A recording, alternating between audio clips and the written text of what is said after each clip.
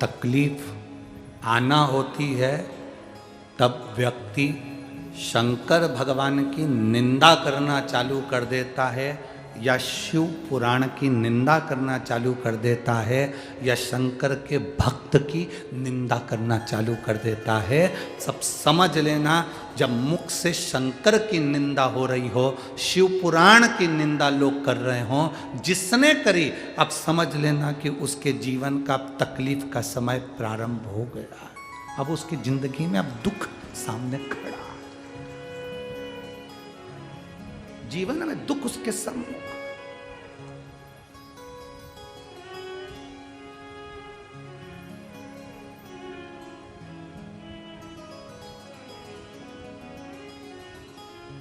जैसे ट्रेन का सफर करने वाले को दरवाजे के पास की सीट मिलती है तो सबसे ज़्यादा तकलीफ का सामना करना पड़ता है। जो जाए वो दरवाज़ा खोल के चले जाए, सर सर करके हवा आए। बोलो सही है कि गलत है? जो आए वहीं पर खड़ा हो जाए, धक्के दे।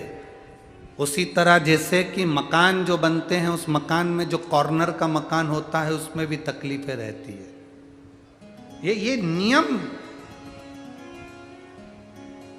जैसे हवा के प्रेशर पड़ता है दरवाजे पर, तो दरवाजे पर पड़ता है तो वहीं बैठे हुए व्यक्ति को तकलीफ भोगना।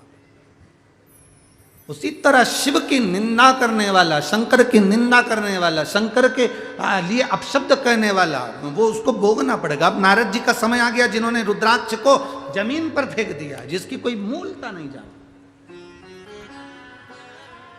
कितना सुंदर कहा, तुलसी का मन का और रुद्राक्ष का मन का कभी खंडित नहीं होता। बहुत ध्यान देना, जिस तुलसी के मनके से आप माला जपते हो, रुद्राक्ष के मनके से आप माला जपते हो, उसका मनका भी अगर टूट गया है तो उसको झोली में ही पड़े रहने दो, क्योंकि तुम्हारी माला जपते जपते जपते जपते वो मन का इतना राम में रम गया, इतना हरि विठ्ठल में रम गया, इतना शिव में रम गया कि वो मन का सिद्ध हो गया।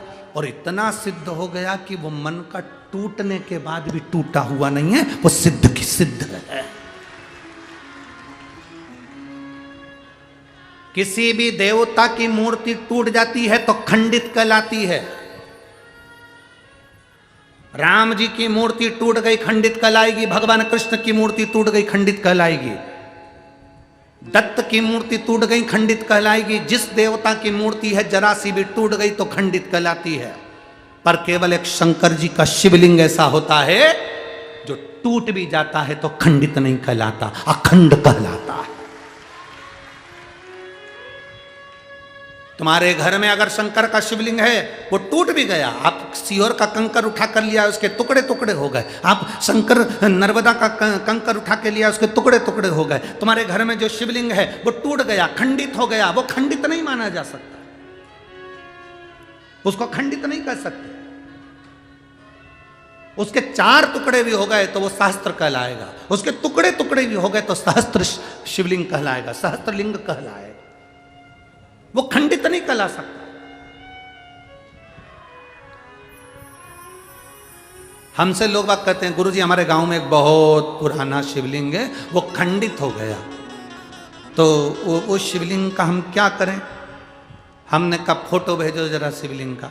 अब उन्होंने फ़ोटो भेजा शिवलिंग का, और फोटो भेजा तो फ़ोटो आया। फिर हमने आश्रम पर जब फ़ोटो आया कुबेरेश्वर धाम पर, तो ऑफिस के उस व्हाट्सएप पर हमने देखा, चेक करा, तो हमने कहा शिवलिंग कभी खंडित नहीं होता। शंकर के शिवलिंग के अगर बारीक बारीक टुकड़े टुकड़े भी हो जाए, कण कण भी अलग हो जाए, तो भी वो शिवलिंग ही कहलाता है।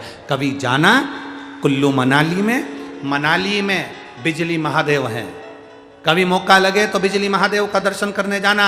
आसमान में जो बिजली चमकती है वो बिजली महादेव पर गिरती है, उसका नाम बिजली महादेव है। बिजली महादेव पर गिरती है तो महादेव के शिवलिंग के टुकड़े टुकड़े हो जाते हैं। इतने टुकड़े होते हैं कि उसको बारीक बारीक टुकड़ों को वापिस जोड़ना पड़ता है। शिवलिंग के टुकड़े टुकड़े हो जाते हैं, बिजली महादेव पर बिजली गिरती है, टुकड़े टुकड़े हो जाते हैं। जब टुकड़े टुकड़े हो गए तब एक परिवार में, उसके परिवार में कोई विकलांग है, वो विकलांग ऊपर जाता है, उसके घर में कोई ना कोई विकलांग जरूर होता है, वो सब दूर से माखन मंगकर ऊपर जाता है, बिजली महादेव के टुकड़े टुकड़े इकट्ठे करता है, मक्खन से उसको जोड़ देता है, जोड़कर 1 लोटा जल समर्पित करता है, फिर हाथी के पांव से भी तोड़वाओ तो वो महादेव नहीं टूटते हैं, उसको बिजली महादेव कहते हैं।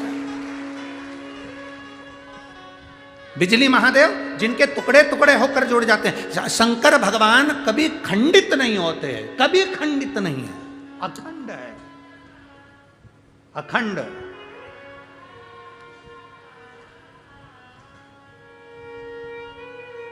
आपके घर में कोई शिवलिंग है, वो खंडित हो गया, आप उसे खंडित मत मानना, उसकी सेवा करो, पूजन करो, आराधना करो, फल देगा। रुद्राक्ष खंडित हो गया, उसे खंडित मत मानना, रुद्राक्ष कभी खंडित नहीं होता। 2 टुकड़े भी हो गए तो समझ लेना कि गौरी और शंकर हो गए, 4 टुकड़े भी हो गए तो समझ लेना गौरी शंकर कार्तिक और गणेश हो गए, उसके 6 टुकड़े भी हो गए तो समझ लेना कि जया विशारा शामलीवारी दौतली और देव, ये 5 कन्या भी उनके साथ आ गई। उस रुद्राक्ष के टुकड़े टुकड़े भी हो जाए तो वो मान्य है।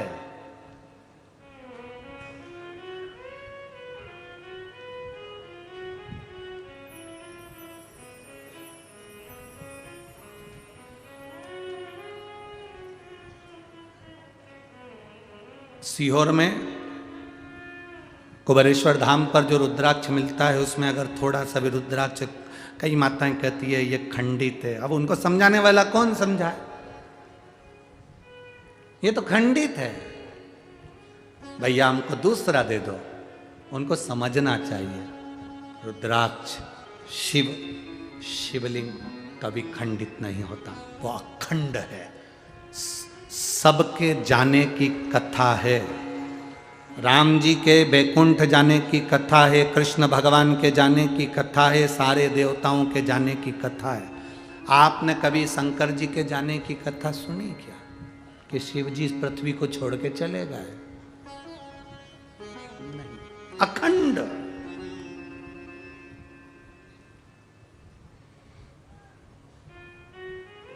जो दुनिया के लोग तुमसे कहें कि पंढरपुर का इतिहास बताओ, कोई दुनिया के लोग कहें तुमसे कि चंद्रभागा का इतिहास बताओ, भीमा का इतिहास बताओ, कोई तुमसे कहे कि इस पंडरीनाथ का इतिहास बताओ, क्या ये पौंडलिक था तब पंढरपुर था? ना। जो कहते हैं कि पौंडलिक आए और पंडरीनाथ तब आए, तो ये इतिहास नहीं। पंढरपुर का इतिहास देखना है तो स्कंद पुराण में देखो, उसमें लिखा है सतयुग था तब भी पंढरपुर था, त्रेता था तब भी पंढरपुर था, द्वापर था तो भी पंढरपुर था, और कलयुग है तो भी पंढरपुर है, और फिर युग निकलेंगे फिर पंढरपुर रहेगा। क्यों? उसका कारण क्या है? क्योंकि जिस स्थान पर देव अधिदेव महादेव रहते हैं, जिस स्थान पर शंकर रहते हैं, वो स्थान कभी समाप्त नहीं होता। उज्जैनी कभी समाप्त नहीं होती, काशी कभी समाप्त नहीं होती, कृष्णेश्वर कभी समाप्त नहीं होता, भीमाशंकर कभी समाप्त नहीं होता, केदारेश्वर, पूरे केदारेश्वर में त्राही त्राही मच जाए, चाहे बिल्डिंगे गिर जाए, चाहे दुनिया तहस नहस हो जाए, तो भी केदारेश्वर अटल की अटल रहता है, वो टूटता ही नहीं है, वो टूटता नहीं, वो बिखरता नहीं, वो अखंड है। सोमनाथ जिस पर लोगों ने आक्रमण करा, सारा तोड़ दिया, फिर अखंड हो गया, फिर अखंड। शिव कभी समाप्त नहीं हुआ। तो पंडरीनाथ, लोग कहे पंढरपुर का इतिहास क्या? पंढरपुर का इतिहास ये कहता है शिव पुराण का कि पंढरपुर आज का नहीं, पंढरपुर में हरि विठ्ठल महादेव दोनों विराजमान है। जहां शिव है वो कभी समाप्त नहीं हो सकता, वो अखंड है, अखंड है।